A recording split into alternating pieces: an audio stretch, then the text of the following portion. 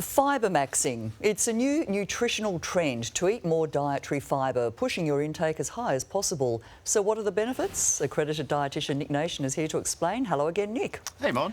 What is fibremaxxing? Is it helpful or is it harmful? So fibremaxxing is blowing up online, but it's also blowing up in some bathrooms all around the world. It's about loading up on fibre, and believe it or not, it's actually a trend that I kind of support. Really? As long as it's done well. However, it's more about the execution rather than the...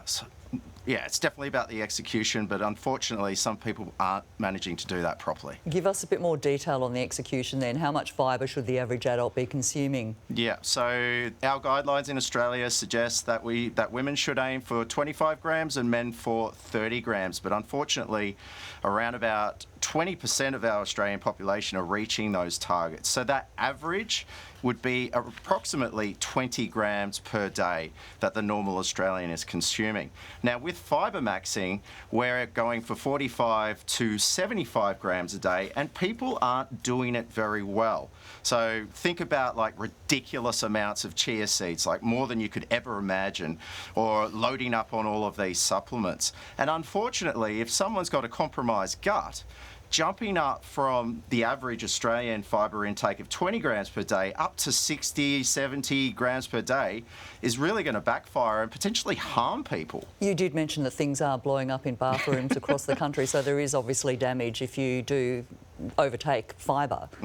What are the benefits of it if you do eat it responsibly? All right, so there's the obvious benefits to digestive health, but what people aren't talking about is the clear benefit to our lifespan. So adequate fibre intake is actually related to a 15 to 30% reduced risk of dying from heart attack, of dying from stroke, of getting type 2 diabetes, of being diagnosed with cancer. And how good is that? That one lever of just increasing your fibre up to the recommended amounts can actually reduce something that we're all afraid of by 15 to 30%. You mentioned chia seeds. What are the best high fibre foods? So obviously eating, say, 50 grams of fibre from chia seeds is a bad idea, but it doesn't mean that chia seeds aren't a good fibrous food. The secret is eating a variety of different foods from all the different plant-based food groups. So fruit, veggies, nuts and seeds, legumes and pulses, and whole grains. Diversity is key.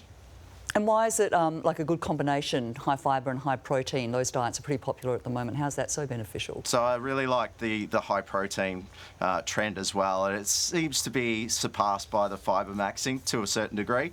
But when you combine both of them, if you're sitting down to a meal and you ask yourself, have I got adequate protein? Have I got adequate plants? You're pretty much there in terms of establishing a healthy meal pattern. Thanks for coming in, Nick. My pleasure. Thanks, Mum. Accredited dietitian.